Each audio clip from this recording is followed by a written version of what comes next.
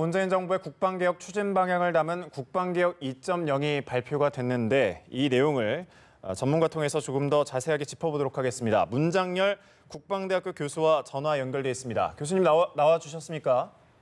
예, 문장열입니다. 안녕하세요. 네, 안녕하세요. 안녕하세요. 네, 국방개혁 2.0 구체적으로 어떤 변화가 생기게 되는 건가요?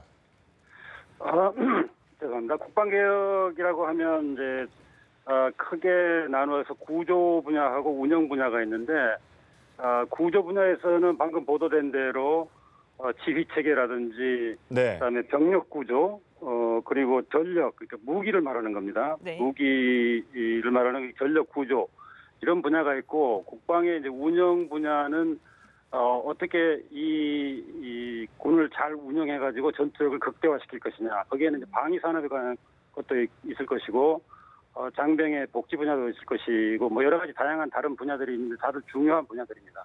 네. 그래서 국방개혁 2.0의 핵심이라고 하면은 구조 분야에서는 제가 볼 때 가장 중요한 것은 이 지휘 구조. 지금 네. 한미 연합 방위 체제에서 작전 통제권을 어떻게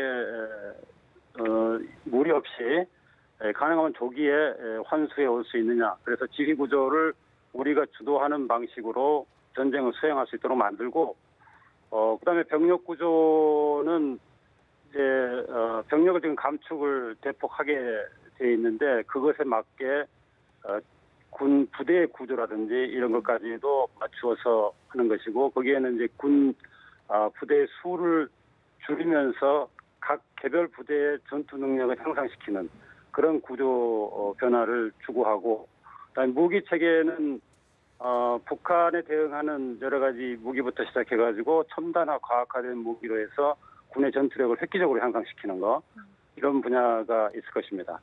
그리고 이제 운영 분야는 방산 비리를 척결하고 군의 전문화를 추구하고 장병의 복지라든지 사기를 향상시켜가지고 군이 좀 더 강한 정신력, 그런 네. 사명감 이런 걸 가지고 싸울 수 있도록 만드는 거죠. 네. 그리고 이제 장군의 정원 감축도 이제 포함이 됐는데 과거 정부에서도 이 부분은 국방개혁의 핵심 과제였습니다. 근데 지난 10년 동안 실제 줄어든 장성수가 12명에 불과하거든요. 이게 실효성이 있을지 궁금한데 어떻게 보십니까?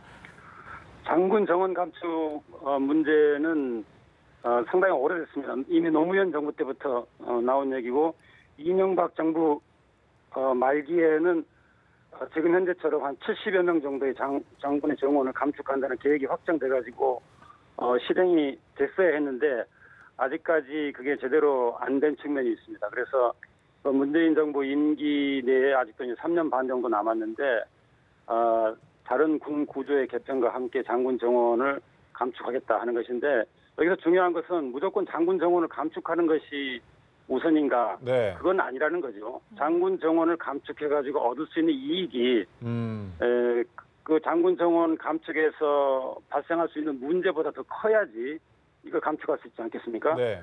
근데 여러 가지를 판단해 볼 때 일단 비전투 부대 장군 정원은 감축을 할 수가 있고 그리고 더 전문적으로 거기에 숙달되고 훈련된 그런 인사들을 보직할 수 있고 군무원이 됐든 아니면 다른 전문가가 됐든. 네. 그다음에 더욱더 이제 중요한 것은 군 그 부대 구조에서 지금 1군과 3군을 통합하는 그런 계획이 있습니다. 거기에 네. 따라서 자연적으로 이 직위가 사라지는 중복되는 직위는 사라지니까 거기서 나오는 것이 있고 그래가지고 장군 정원 감축 70여 명을 한다고 해서 크게 전투력에 문제가 생길 것 같지는 않다. 다만 이것을 좀 더 큰 그 갑작스러운 변화 없이 3년 반 동안에 어떻게 하면은 부드럽게 스무스하게 할 것이냐 하는 것이 관건이 될 것이고 네.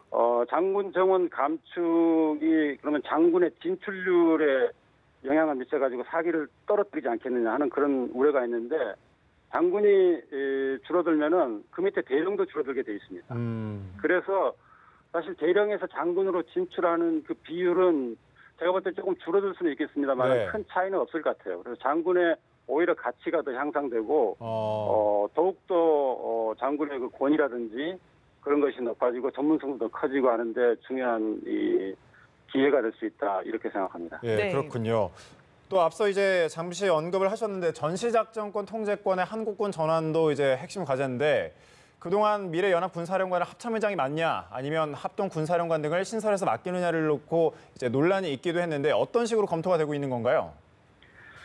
자세한 검토 사항은 말씀드리기 곤란합니다만 네. 이 전시작전 통제권 환수에 관한 문제는 굉장히 오래된 문제입니다. 90년대 네. 초부터 나온 문제고 지금 벌써 한 30년 가까이 되는 문제이고 작전 통제권 환수를 노무현 정부 때 2012년 4월 달에 하기로 합의한 후에 그 번복을 지금 한 2번 해왔는데 네.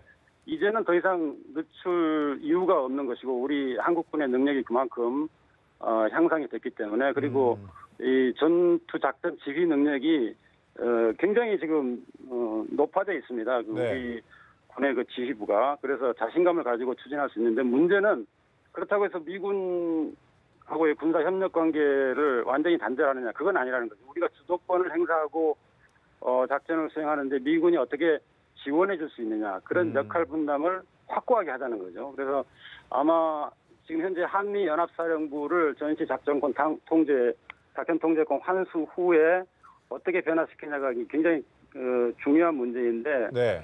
이게 이제 미래전략사령부라고 하는 것으로 지금 통행이 되고 있죠. 네. 그래서 이제 한국군 장성이 새로운 한미 연합 작전 체계의 장을 만든다는 것은 이제 뭐 너무나 당연하고, 네. 근데 그 장을 합참의장이 겸직하느냐의 문제인데 별도로 이 사령관을 만들어 가지고 하는 것도 좋지만은 가능하면 이 전쟁 지휘라든지 전투 작전은 중간에 그 지휘 사슬이나 체인 오브 커맨드라고 하는 이게 좀 슬림화되고 단순화되는 것이 좋습니다. 그래서 네. 합참 의장이 이것을 이미 이제 일정한 기능 부대는 작전을 지휘하고 있거든요. 합참 의장이. 그렇기 때문에 그래서 겸임하는 방안도 굉장히 합리적이다 그렇게 생각합니다. 네, 합참의장이 겸직하는 방안도 합리적이다라고 짚어주셨습니다. 자, 그리고 병사들의 복무기간을 3개월 단축하는 방안도 담겼는데요. 당장 육군 기준으로는 10월 1일자 저녁자부터 적용이 될 것 같습니다. 변화된 한반도 안보 환경 이런 것들이 좀 반영됐다고 볼 수 있을까요? 한반도 안보 환경 변화가 뭐 복무 기간 3개월 단축에 직접적으로 연관이 돼 있냐 하는 것은 글쎄 말씀드리기가 좀 뭐합니다만은 일단 연관은 되겠죠. 그러나 그보다 중요한 것은 군이 이제 병력을 감축시키고 그다음에 군 복무로 인해 가지고 복무하는 사람과 그렇지 않은 사람의 차별이 굉장히 크고 군 복무자가 많이 희생을 하고 하기 때문에 이것을 어떻게 최소화할 수 있는가 그러면서 전투력은 유지할 수 있는가 하는 것인데 문재인 정부의 출범 때 이야기했던 그 공약 중에 18개월 단축은 아마 시행이 될 수 있을 것 같습니다. 그리고 이것도 하루아침에 3개월 단축할 수가 없죠. 그래서 아마 제가 알고 있기로는 아주 뭐 하루 이틀씩 그렇게 조금씩 해가지고 단계적으로. 임기 말에는 네. 단계적으로 그렇게 할 수 있도록 하는데 아마 제 생각에는 더욱더 중요한 것이 과연 이렇게 계속 단축을 하는 것이 어디까지 가겠느냐. 네. 이제 1년 6개월에서 그러면 1년으로 단축해야 된다는 말이 또 나오지 않겠느냐 하는 그런 우려가 있기 때문에 이걸 근본적으로 병역 제도의 변화하고 연결해서 조금 중장기적인 안목을 가지고 대응했으면 좋겠습니다. 출산율 저하라고 하는 그런 것도 있고요.